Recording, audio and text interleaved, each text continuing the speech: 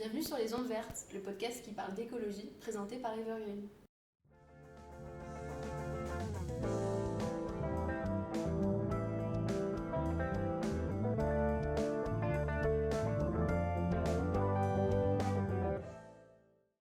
Bonjour à tous, aujourd'hui on se retrouve pour le deuxième épisode du podcast Les Ondes Vertes qui portera sur la fast fashion. Donc c'est un sujet d'actualité puisqu'il y a une proposition de loi qui souhaite être mise en place en France qui va donc interdire la publicité pour les ventes de vêtements à faible prix et punir les entreprises polluantes en créant des pénalités environnementales. Mais tout d'abord, qu'est-ce que c'est la fast fashion ? Donc c'est important de définir ce terme et on va ensuite vous donner 3 principales informations dessus. Donc en général, les entreprises de fast fashion, elles peuvent se reconnaître, donc c'est des magasins, des sites internet qui vendent justement à très bas prix, qui sortent des collections très régulièrement, avec beaucoup de publicité sur internet notamment, sur les réseaux sociaux, je pense que vous en avez tous vu. On va vous donner les 3 informations principales sur la fast fashion. Alors premièrement, c'est un rythme de production très rapide. En effet, on va avoir des marques de mode rapide qui vont proposer de nouvelles collections jusqu'à 36 fois par an, contre seulement 4 pour la mode classique. Par exemple, on a des sites très peu chers qui vont proposer plus de 1000 nouveaux habits par jour et c'est comme ça qu'on reconnaît la fast fashion. On peut également reconnaître la fast fashion puisque les matières utilisées sont des matières premières de très faible qualité. Donc qui dit bas coût dit matière peu chère et donc peu qualitative. Les vêtements d'ailleurs de la fast fashion, ils sont souvent faits en matière synthétique comme le polyester qui est donc un dérivé du pétrole. Les finitions, elles vont être peu solides, donc ça affaiblit la résistance globale des vêtements dans le temps. Donc en fait, vous achetez des choses pas chères mais vous n'allez pas pouvoir les garder.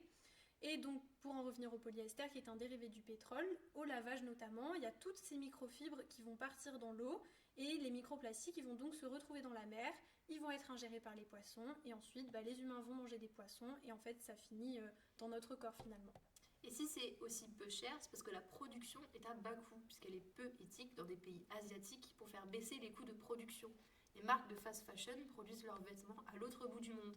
Au Bangladesh, par exemple, les ouvrières sont payées à 0,32 $ de l'heure. On peut vous donner l'exemple des ouvrières du textile maltraitées au Bangladesh et au Pakistan, ou dans d'autres pays en développement.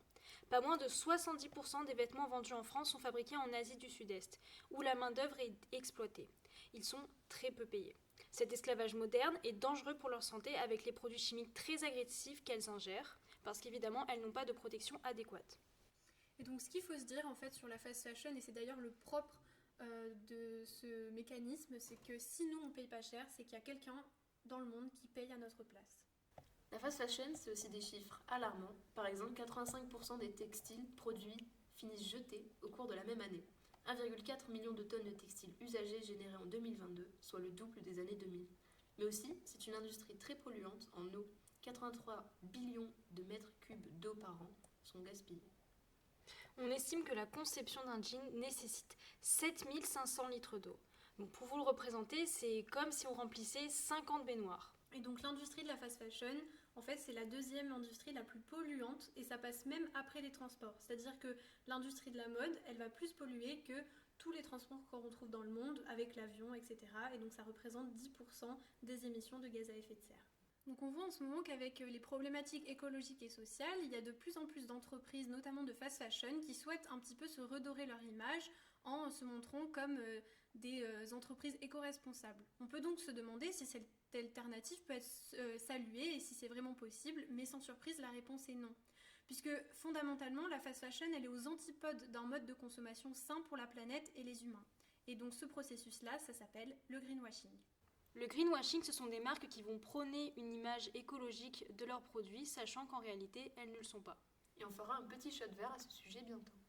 Donc bon, c'est bien beau de vous dire ce qui ne va pas, mais c'est aussi important de vous donner des solutions. Donc on va vous donner quelques alternatives écologiques pour changer un petit peu votre mode de consommation et essayer de stopper la fast fashion. En autre alternative connue du grand public, on a Vinted. Vinted, son avantage, c'est que c'est de la seconde main. On peut avoir des informations sur le produit, on peut négocier le prix, on peut demander des photos. Mais c'est surtout qu'on pollue moins. On pollue toujours un peu parce qu'il y a l'industrie des transports, des colis, etc.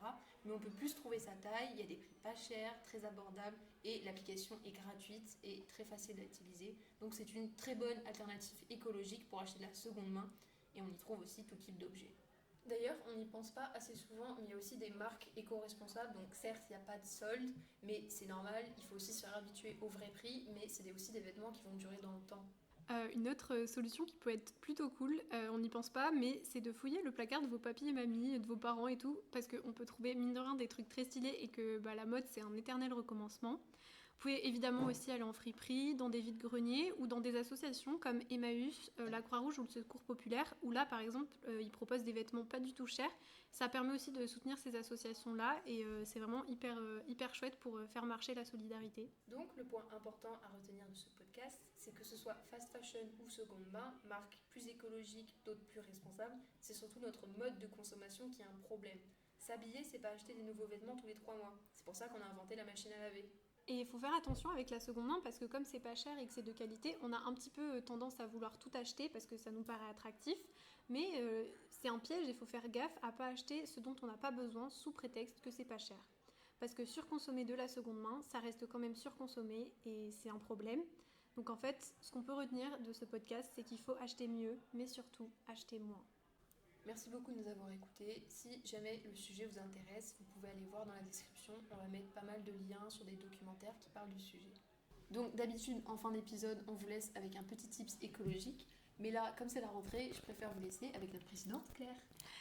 Donc c'était juste pour vous prévenir que le Club Evergreen réouvrait ses portes, donc ça fait 4 semaines maintenant, donc on vous attend de 12h30 à 13h30 le vendredi au CDI des terminales pour faire des petits projets en lien avec l'écologie et bien entendu vous êtes tous les bienvenus de la 3e à la terminale pour venir nous parler de tout ça. Merci de nous avoir écoutés.